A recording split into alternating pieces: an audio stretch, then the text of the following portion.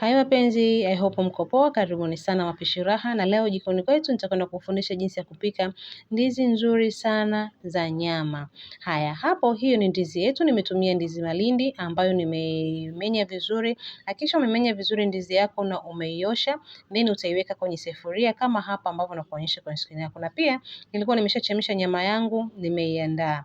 Nyama nimechemsha kwa kuweka chumvi, jina moto pamoja na saumu na tangawizi. Baada ya hapo, nitakwenda kumimina nyama yangu ambayo ilikuwa na supu ya kutosha kwenye zile ndizi ambazo nimekuonyesha. Usichemshe ndizi pembeni. Hakikisha unazichemsha ndizi zako na supu ya nyama.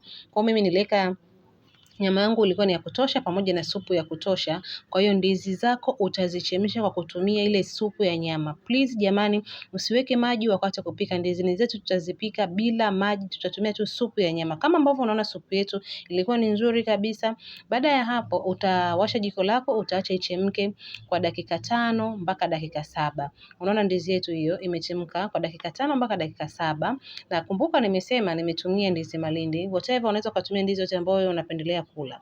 Baada ya hapo nitakwenda kuweka mboga zangu ambayo hapo nimeweka nyanya kwenye ndizi usiweke nyingi. Nimetumia nyanya moja tu ambayo nimeisaga, nyanya maji moja, then nimetumia carrot ya kusaga, hoho pamoja na vitunguu maji. Ndio vitu ambavyo nimeweka hapo. Jamani, ndizi haiwekwi nyanya nyingi. Nimetumia nyanya moja tu.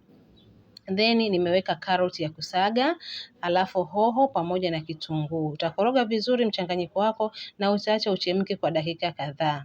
Mimi napendelea kutumia nyanya ya kusaga kwa sababu sipendi kuona zile vipande vya nyanya.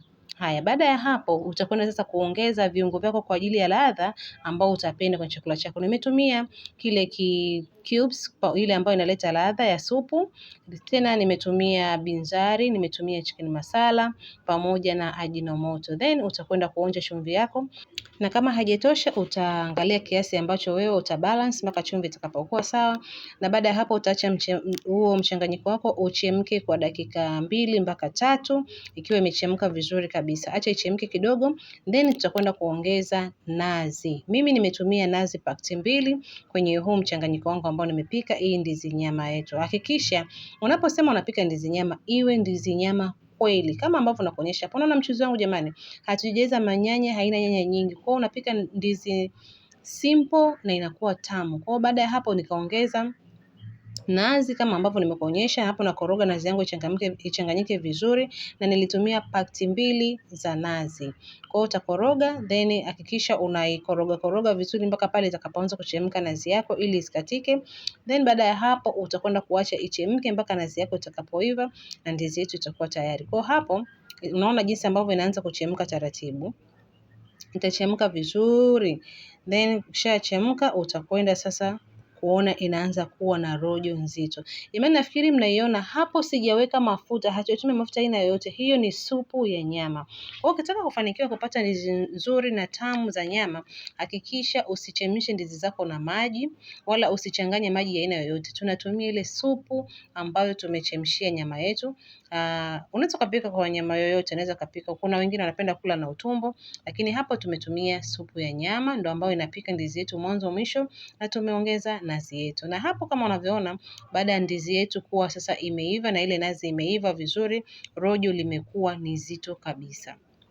Usianze kuchemsha ndizi kwanza, ndizi inapikwa direct na inakuwa nzuri na tamu. Baada ya hapo chakula chetu kilikuwa tayari, na huo ndio ulikuwa muonekano wa mwisho baada ya kumaliza pishi letu la ndizi nyama, ambayo pishi lake limekuwa ni simple na ni tamu jamani, ni tamu sana. I hope utakwenda jaribu recipe hii, then utakwenda kunipa feedback. Lakini pia unaweza request hapo chini kwa kuandika comment yako, ungependa tulete pishi gani ambalo ulitamani sana kujua kulipika, na sisi tutafanya hivyo kwa sababu mimi nawapenda na niko kwa ajili yenu kufundishana mapishi ambayo ni simple lakini ni ya Kitanzania ambayo kila mmoja wetu anaweza kuafford kulipika.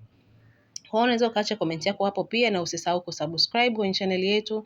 Hakikisha unasubscribe na unaweka button ya notification iwe on kwa ajili ya ninapoposti upate taarifa. Jamani, mimi nawapenda sana. Karibuni tena katika darasa lingine ambalo litakuja, lakini hakikisha umeacha comment yako na usisite kulike kwenye video yetu kama umelipenda pishi hili. Kwaherini hadi darasa lingine.